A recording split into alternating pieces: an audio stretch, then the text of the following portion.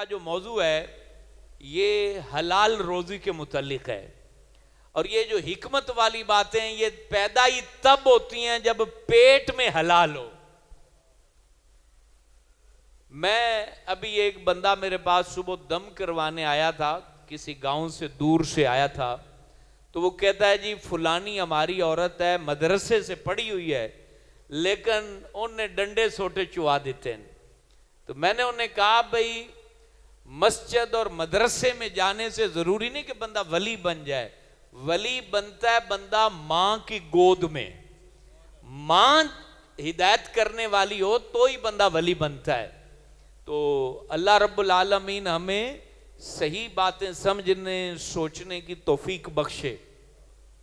اللہ نے قرآن میں کہا ہے یا ایھا الناس، جو میں نے آیت پڑھی اسی سے بات کو آگے پھر تفصیل سے آج آپ کے سامنے پیش کریں گے۔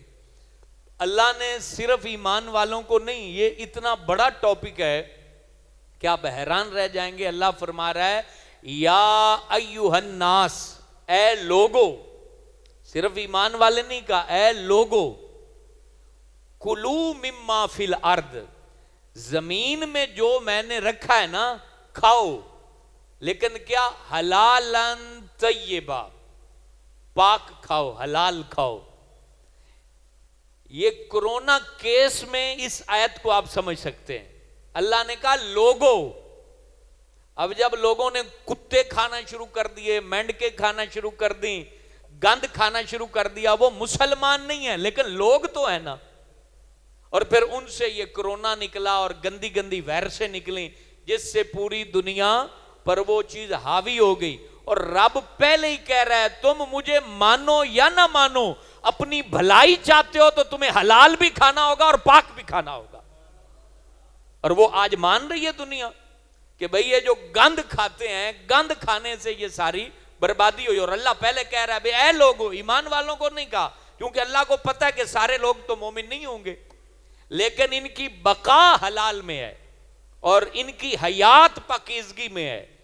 تو اللہ رب العالمین کا حکم یہ یونیورسل حکم ہے جس میں پورے طبقات آتے ہیں کہ تمہیں اگر زندگی کی بقا چاہیے تو تمہیں حلال کھانا ہوگا اور پاک کھانا ہوگا۔ یہ اس جس نے باڈی بنائی ہے اس نے یہ آرڈر دیا ہے۔ اب جو بندہ حرام کھائے اور کہے کہ مجھے ہوگا کچھ نہیں، تو وہ ایسے ہی ہے جس نے موبائل فون کو گٹر میں پھینک دیا اور کہے کہ اس کو کچھ نہیں ہوگا، تو میاں پھر اس کو ذرا کاریگر کے پاس لے جانا ہے کہ کیا کچھ ہو جاتا ہے۔ تو مقصد جب بنانے والے کا خلاف کوئی بندہ کرے گا تو ضرور برباد ہوگا۔ حرام کھانے والے کا بدن باقی نہیں رہتا، وہ حرام روزی ہو یا حرام مال ہو یا حرام غذا ہو، ہر حوالے سے طبیعت ڈیمیج ہو کے رہ جاتی ہے جو بندہ حرام کھاتا ہے۔ شرابی بندے کے گردے خراب نہ ہو یہ ہو نہیں سکتا، اس کی آنکھوں پر سوجن نہ آئے یہ ہو نہیں سکتا، اس کی رگوں میں تھکن نہ ہو یہ ہو نہیں سکتا، اس کا جگر تباہ نہ ہو وہ ہو نہیں سکتا۔ جو بندہ بھی جس طرح کا بھی حرام کھائے گا وہ اللہ کے قانون کو چیلنج کرے گا، اور خدا کی قسم ہے رب کے قانون کو نہ کوئی چیلنج کر سکا ہے نہ قیامت تک کر سکتا ہے۔ اللہ کا قانون اٹل ہے، اگر صحت مند اور اچھے رہنا چاہتے ہو تو تمہیں پاک کھانا ہوگا اور حلال کھانا ہوگا۔ ایک ہمارا بہت بڑا مسئلہ ہے جس کو حل کرنے جا رہا ہوں، حدیث کی روشنی میں غور سے سنیے۔ حضرت سعد بن ابی وقاص عشرہ مبشرہ صحابی ہیں، حضور پاک کے پاس حاضر ہوئے اور عرض گزار ہوئے آقا مجھے آج ایک نسخہ آپ سے چاہیے۔ ارشاد فرمایا پوچھو کیا پوچھنا چاہتے ہو؟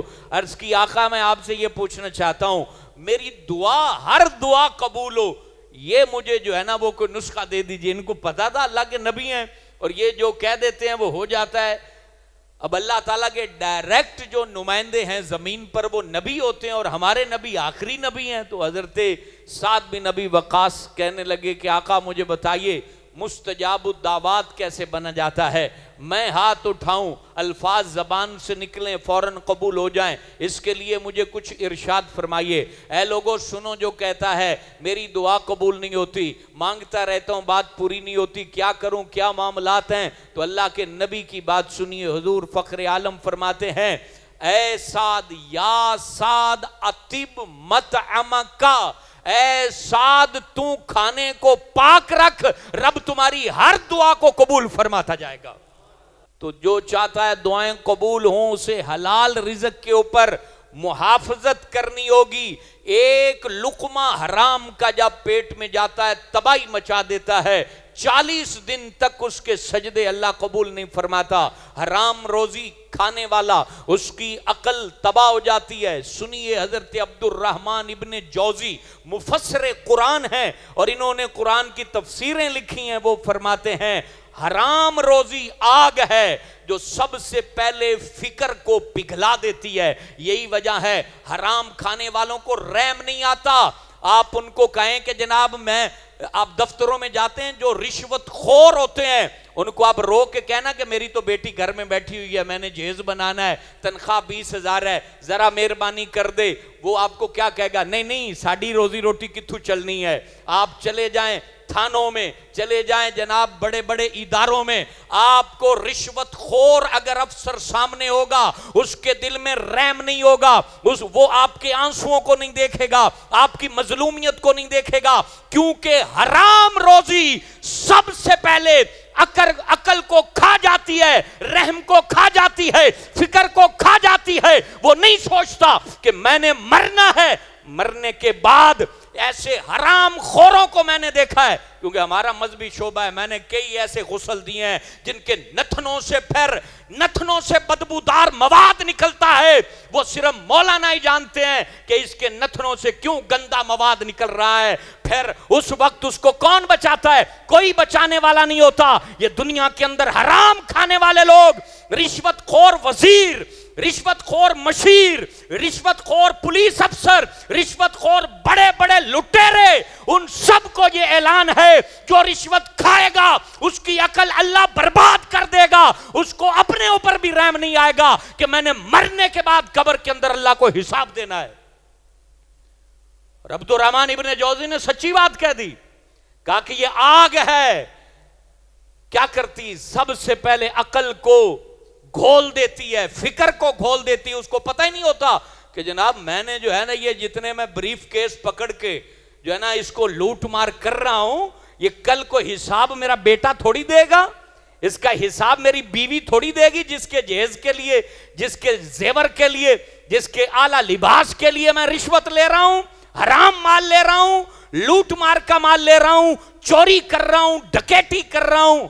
اور یہ ضروری نہیں، یہاں ہر علاقے کا بندہ بیٹھا ہے، ضروری نہیں کہ ایک افسر ہی حرام کھائے، مولوی بھی کھا سکتا ہے، مسجد کی انتظامیہ بھی یہ حرام کھا سکتی ہے۔ جو چندے کھا جاتے ہیں، مسجدوں کے چندے، مسجدوں کی اینٹیں، مسجدوں کا سیمنٹ، وہ بھی حرام کھا رہے ہیں، چاہے وہ ممبر پہ بیٹھنے والا مولوی ہو یا کوئی بھی بندہ ہو۔ یہ حرام کام سے ہر بندے کو بچنا ہوگا، نہ مجھے میرا منصب بچائے گا، نہ آپ کو آپ کا تعلق بچائے گا، آپ کو بچائے گا تو آپ کے پیٹ میں جو حلال ہے وہ بچائے گا۔